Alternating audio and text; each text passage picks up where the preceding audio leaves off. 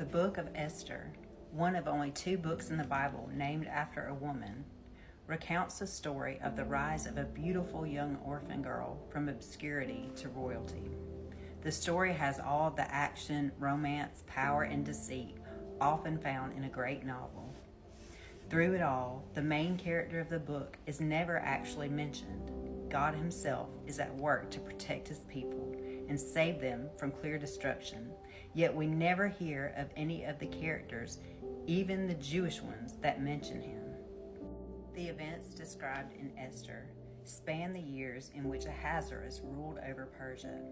He continued his father Darius's campaign against Greece, and around 483 BC, he threw a magnificent feast to celebrate his accomplishments and to prepare the population for further military incursions.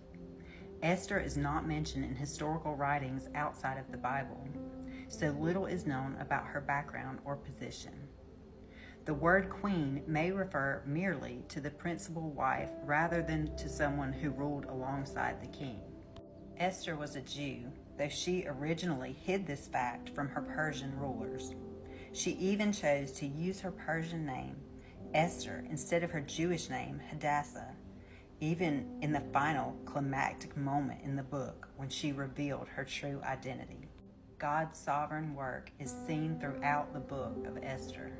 Though some people balk at admitting this book's significance, noting that the name of God is never mentioned, it is clear that the unnamed author was well aware of God's providence from start to finish. As God has always done, he proves that no situation, no matter how broken, is beyond his reach or his influence. God is always at work, orchestrating with his providential hand and turning hopelessness into hopefulness. At a time when God seemed distant, even absent from his people, the author reveals that God was still at work.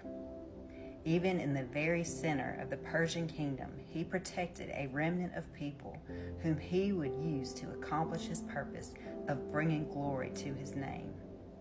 God did not forget those Israelites who remained in foreign lands.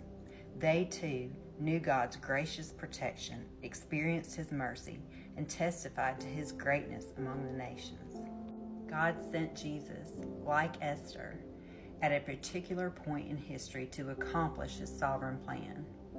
Paul revealed that God sent Jesus at just the right time to redeem fallen humanity. Though both Esther and Jesus were put in harm's way, God used them both to fulfill his masterful plan in spite of opposition and danger. Esther's boldness and courage are emblematic of the faith that comes to those who trust in Jesus and rest in the sure fact that God will always accomplish his mission. And who knows whether you have not come to the kingdom for such a time as this. Esther 4:14.